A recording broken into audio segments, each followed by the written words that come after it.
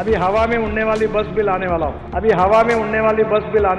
पानी में उतरने वाला हवाई जहाज भी मैंने लाया था। मैं समुद्र में उतरा था। तो लीजिए, अब ये भी लगभग तय मान लीजिए कि एथेनॉल के बाद केंद्रीय सड़क परिवहन मंत्री नितिन गडकरी जल्द ही हवा में उड़ने वाली बसों का सपना पूरा करने की बात कर रहे हैं। यह बयान उन्होंने उत्तर प्रदेश में एक नेशनल हाईवे प्रोजेक्ट के उद्घाटन के दौरान दिया। गडकरी अक्सर भविष्य की ट्रांसपोर्ट टेक्नोलॉजी की बात करते हैं, लेकिन फिलहाल सबसे ज्यादा चर्चा जिस मुद्दे पर है वो है E20 पेट्रोल। आइए विस्तार से समझते हैं चौंकाने वाले खुलासे को। नमस्कार, मेरा नाम है आदर्श और आप देख रहे हैं हमारा शो अर्थघात।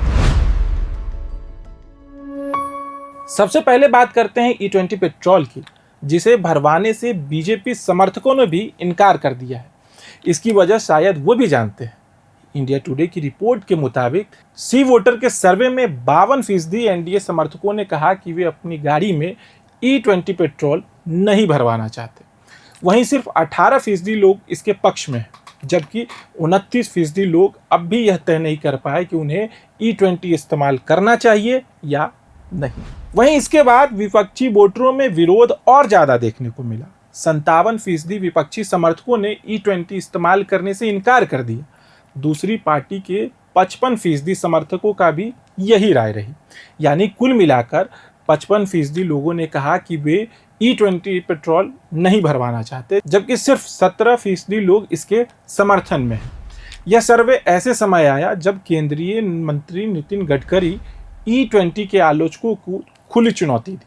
उन्होंने कहा कि अगर किसी की गाड़ी E20 की वजह से खराब हुई है तो उसे सामने लाया जाए। इस पर सामाजिक कार्यकर्ता तहसीन पूनावाला ने जवाब दिया कि उनके पास 6 लोग हैं, लेकिन वो सबसे पहले नितिन गडकरी से मिलकर बात करना चाहते हैं। उन्होंने कहा एक व्यक्ति को ले आओ, एक। मैं तो चैलेंज स्वीकार कर रहा हूं। मैं बहुत छोटा आदमी हूं, मैं 4-6 छोटे लोगों को ले जाऊंगा उनके सामने। वैसे अब बात करते हैं लोगों की सबसे बड़ी चिंता की। सरकार का कहना है कि E20 पूरी तरह सुरक्षित है और विशेषज्ञ भी सही बताते हैं, लेकिन कई गाड़ी मालिकों का दावा है कि E20 भरवाने के बाद उनकी गाड़ी का माइलेज कम हो गया। कुछ लोगों का कहना है कि इंजन और दूसरे पार्ट्स पर भी असर पड़ा है। सर्वे यह भी दिखाता है कि 51% एनडीए समर्थकों का मानना है कि E20 से माइलेज कम होता है। वहीं कुल 52% लोगों का भी यही राय रही। वहीं इसके अलावा 54% लोगों का मानना है कि लंबे समय तक E20 इस्तेमाल करने से गाड़ी खराब हो सकती है।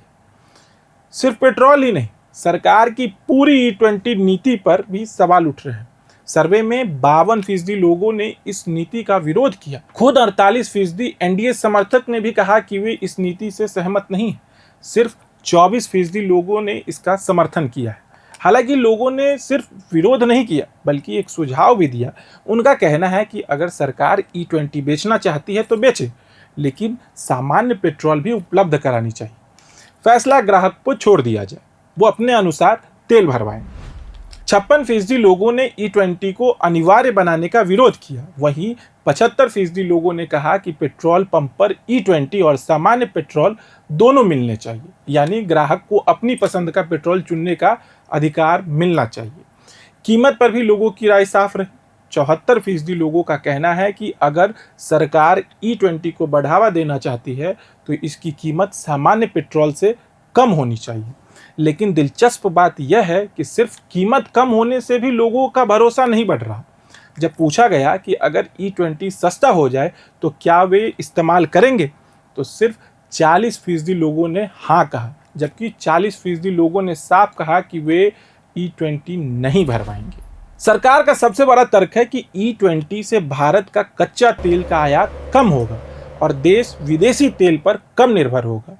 इस दावे से 37% लोग पूरी तरह सहमत है, जबकि 19% कुछ हद तक सहमत। वहीं कई लोग अब भी इस दावे को लेकर आश्वस्त नहीं है।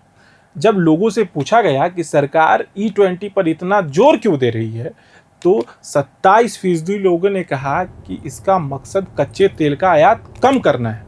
21% लोगों ने माना कि इससे गन्ना किसानों को फायदा होगा, जबकि 11% लोगों के मुताबिक इसका उद्देश्य प्रदूषण कम करना है।